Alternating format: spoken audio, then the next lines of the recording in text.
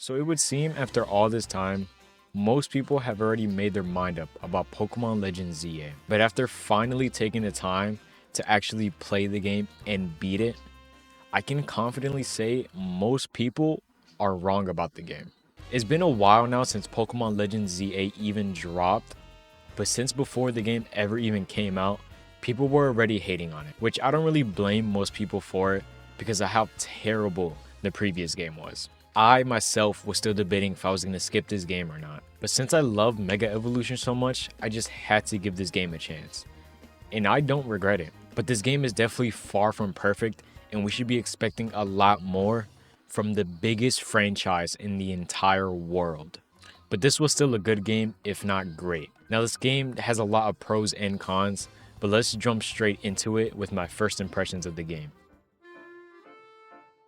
Now, the first impressions of the game are pretty bad if I'm being completely honest. Starting from the very beginning, it's pretty rough. The lack of sound and voice acting really made the intro scene feel pretty awkward.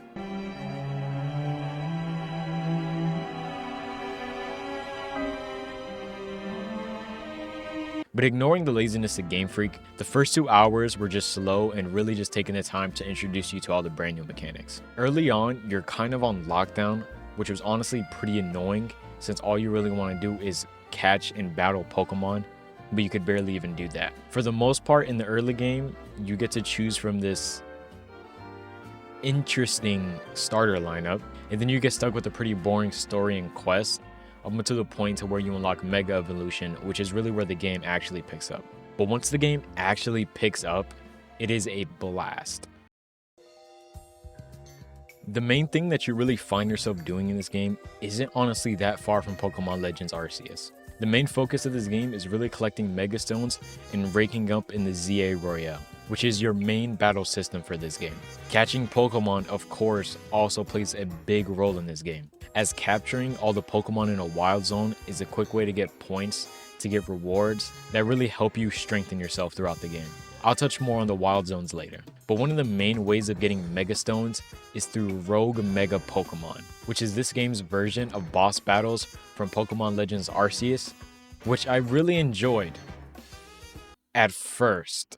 After a while, I did honestly get tired of it because I felt like it was happening way too often for me.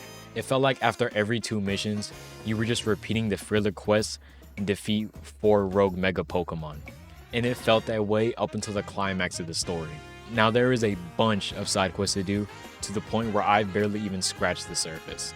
I do really appreciate the side quest system that they've developed in these Legends games, because I do truly find myself really enjoying them. I just really don't like how for most of these quests, you're in a city, but you spend most of your time outside. That didn't really make much sense to me. There's barely any buildings you can even go into.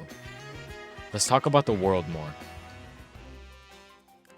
Now the world isn't that bad in my opinion, it's just very forgettable. The world in Pokémon Legends ZA, for the most part, is just the same copy and pasted texture, just in different shapes of buildings. The buildings are very flat and lack any sort of detail or life in them, except for those few buildings that are important to the story, so of course they're going to make them look a tiny bit better. But even those buildings still don't look that great. But the way this game is doing their wild zones is exactly that. They're wild zones within the city. There's just these little parts that are sanctioned off from the rest of the city, covered in a little bit of greenery, and then called a day. I think only letting this game take place in Lumio City could have been a good idea, but they had terrible execution.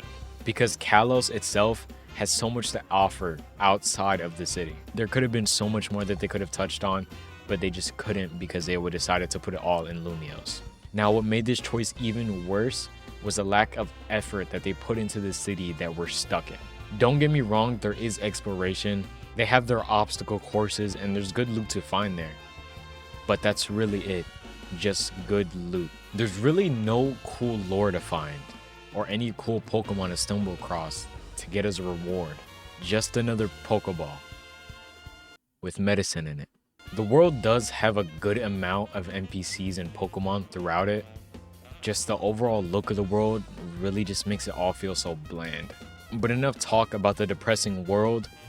let's talk about something that they did absolutely incredible with, which is the battling system. So the battling system in this game is not your usual turn-based that you expect from Pokemon games. In this game, it is real-time battling, which means there's no pauses waiting for you to take your turn. If you don't make your move, the opponent will. You have to stay persistent with your attacks and also make sure that you're moving around so you can dodge the enemy's attacks. It does honestly have so much depth with all the different types of attacks they've implemented. Different attacks have different times it takes to actually execute the attack and cooldowns. Some attacks are beams, while others are explosions. Some moves get you out of the way, while others throw you right at the enemy's face. They really built this battle system with a lot of different moves and animations. The battling system is definitely where the game shines the most for me, because it feels really fleshed out and like they took their time with it. You can definitely tell the battling is the main focus for this game. And with battling, we can't forget about Mega Evolutions. Naturally, Mega Evolution plays a key role in this game, but it still leaves a chance for those Pokemon that can't Mega Evolve with plus moves. So how Mega Evolution works in this game, since it's real-time battling, you have to fill up this Mega Gauge by landing attacks, and once it's full, you can Mega Evolve. Or if your Pokemon can't Mega Evolve, there's 4 little bars in the gauge, and with each bar you fill up, you can use a plus move that increases your attack to make up for the fact you can't Mega Evolve. In my opinion, most of the brand new Mega designs are really good, except for with a few exceptions that are just like, why? Why did they get a Mega? Or better yet, why did you do so bad? But overall, I would gladly take this battling system over the one in Legends Arceus, and I kinda hope they keep real-time battling for the future of Pokemon Legends games.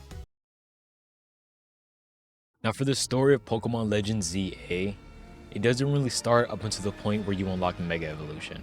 The story is definitely solid for the most part, and in my opinion, the characters themselves are really good in this game. The designs themselves are great, and all their personalities match their themes and designs. Each character had an important role to play, but at the same time later on, I begun to feel like there wasn't enough characters. Towards the end of the game, most of the same characters were just coincidentally appearing over and over again, which kind of made me not want to pay attention to the story anymore.